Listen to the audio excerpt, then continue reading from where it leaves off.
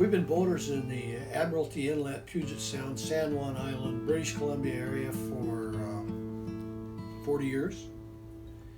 And we started our first cruise in a 21-foot boat, fiberglass power boat. And I mean, we were living big. We had an alcohol stove, porta potty, and a dinette. I mean, and it was fun. So that's where our cruising experience started. And working a lot of years, we didn't need a boat with a lot more facility than that. But we are retired and we have time to use a boat. So longer range cruising is important, but longer time cruising, which is kind of different than long range cruising, is a big deal to us. And that's kind of our boating experience. Well, I think any boat that you're genuinely interested in as a potential buyer, not just as a looker or if you're genuinely considering ownership, you've got to go for a ride in it. And that especially is true on offshore.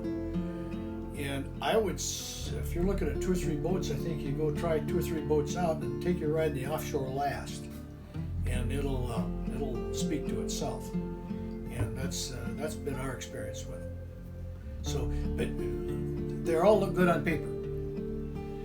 But you got to go out and get on the water with the boat. That's their environment. That's where they live, and that's where you're going to live on the boat. And the offshore inside is so well laid out, and it flows. And there's enough space when you need space. There's privacy when you need privacy.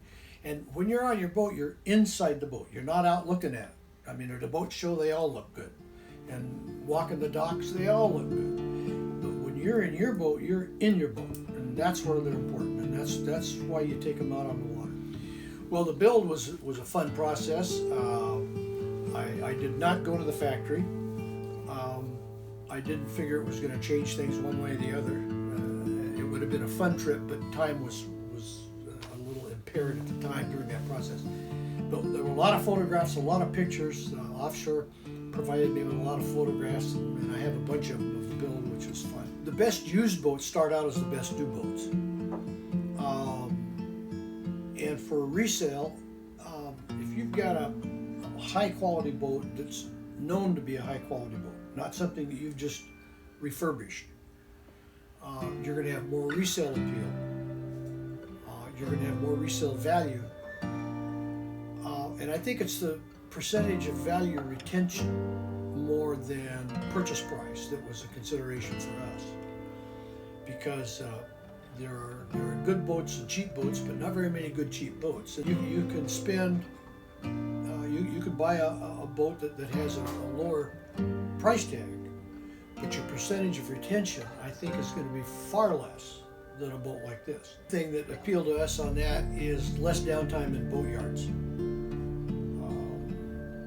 And that's a big deal, because we bought a boat to cruise with, and the two of us enjoy cruising. I mean, we've spent 53 days on this boat this year, and it's just been wonderful. And if you are having to have things redone and fixed and so forth, kind of takes away from that.